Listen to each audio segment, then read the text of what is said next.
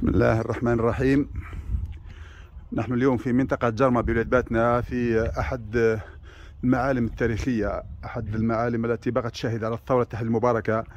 هذا المعتقل أو معتقل بيكا المعروف، الذي كان قبل الثورة عبارة عن مزرعة، ولكنه بعد سنة 56 حول إلى معتقل لتعذيب ولتقتيل مجاهدين واستنطاق الشعب الجزائري.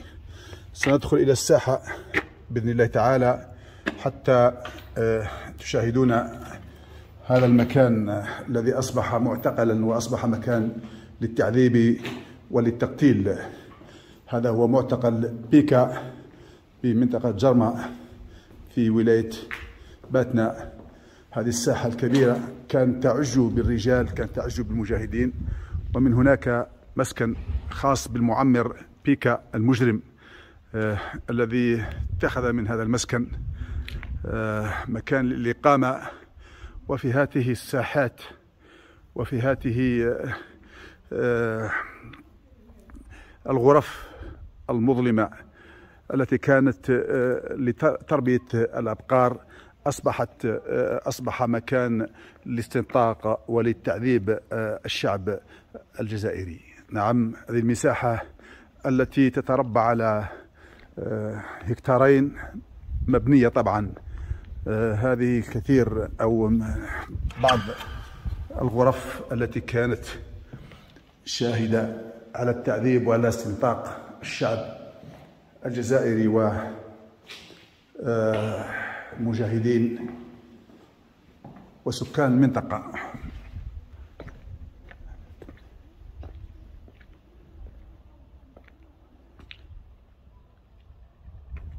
من هناك مسكن بيكا كما قلنا المعمر، هذا أحد المعمرين بالمنطقة، لكن عند اندلاع الثورة حول هذه البناية إلى معتقل وإلى مكان للاستنطاق وللتعذيب.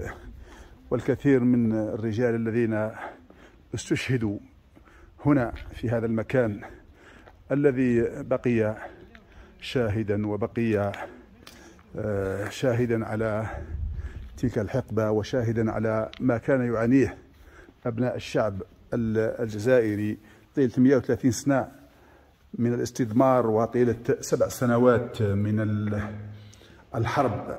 نعم، هذه الغرف المظلمة، هذه الغرف التي لو نطقت ولو تكلمت لقالت إن الكثير من الرجال مروا من هنا، والكثير من الرجال استشهدوا في هذا المكان، والكثير من الأبطال لقوا حتفهم في هذا المكان من أجل أن تحيا الجزائر.